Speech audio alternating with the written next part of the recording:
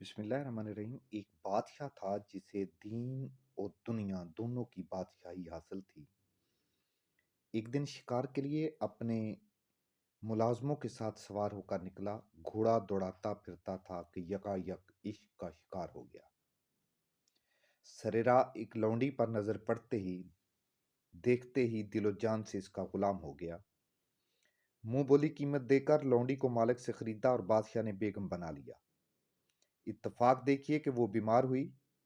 بادشاہ نے اپنے ملک اور بیرون سلطنت کے قابل حکیموں کو علاج کے لیے جمع کیا اور ان سے فرمایا کہ میری جان بھی اس کی زندگی پر منحصر ہے، بلکہ یقین جانو کہ میں خود کو بھی بیمار محسوس کرتا ہوں۔ جب تک وہ اچھی نہ ہو جائے میں تندرست نہیں ہو سکتا۔ جو طبیب مرض شناس میری جان کو آسائش پہنچائے گا وہ بے پناہ دولت سے مالا مال کر دیا جائے گا۔ طبیبوں نے عرض کیا، ہے بادشاہ، ہم میں سے ہر ایک مسیح زمانہ ہے، بھلا وہ کون سی بیماری ہے جس کی دوا ہمارے پاس نہیں؟ ہم اپنی جان لڑا دیں گے اور مرض تشخیص کریں گے، علاج میں کوئی کسر اٹھا نہ رکھیں گے۔ انہوں نے شیخی میں یہ بھی نہیں کہا کہ خدا چاہے گا تو علاج کامیاب ہوگا۔ خدا نے اپنی قدرت کے آگے انسانی تدبیر کی کمزوری اس طرح ظاہر کی کہ انہوں نے علاج میں جس قدر زیادہ سرگرمی دکھائی اس قدر بیماری بڑھتی گئی۔ نوبت یہاں تک پہنچی کہ کنیز سوکھ کے کانٹا ہو گئی۔ ادھر یہ حال کہ روتے روتے بادشاہ کی آنکھوں سے خون کے دریا بہنے نکلے۔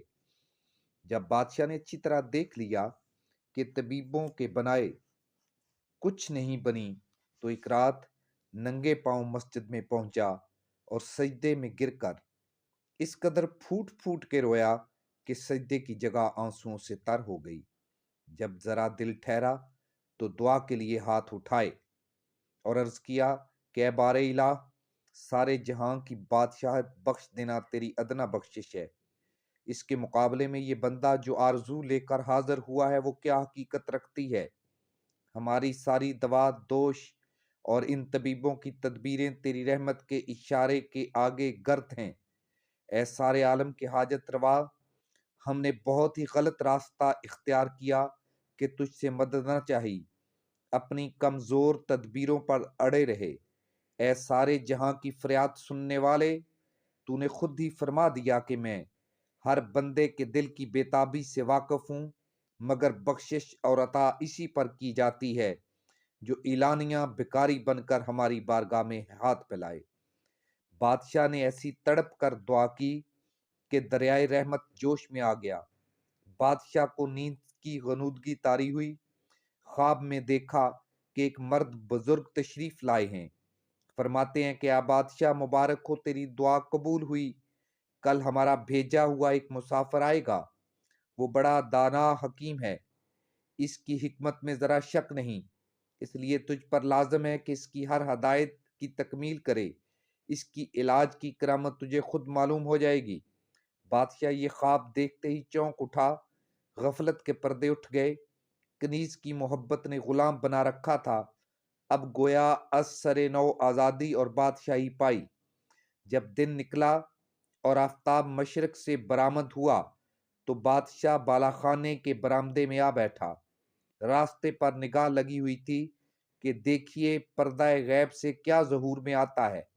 اتنے میں کیا دیکھتا ہے کہ ایک مرد بزرگ صاحب کمال سائے میں دھوپ کی طرح چلے آتے ہیں۔ جب قریب پہنچے تو دیکھا کہ سر سے پیر تک نور جھلک رہا ہے۔ بادشاہ خود پیشوائی کو آگے بڑھا۔ اس غیبی مہمان سے بادشاہ اس طرح ملا جیسے شکر گلاب کی پتیوں میں پیوست ہو جاتی ہے، یوں سمجھیں جیسے جانیں دو ہوں اور کالب ایک۔ ان کی مثال ایسی تھی جیسے ایک پیاسا اور دوسرا پانی، ایک مے پرست دوسرا شراب۔ الغرض اسے دیکھ کر بادشاہ نے کہا، اے مرد خدا، میرا معشوق تو دراصل تو تھا، لیکن جہاں میں ایک کام دوسرے کام کے ذریعے سے پیدا ہوتا ہے، اس عشق کا ذریعہ کنیز کا عشق ہوا۔ اے خدا کے بندے، تو میرے حق میں مسیح کا درجہ رکھتا ہے، اب میں عمر کی طرح تیری خدمت و اطاعت پر کمر بستہ ہو جاؤں گا۔ اس کا اگلا حصہ کل سماعت فرمائیں گے۔ شکریہ۔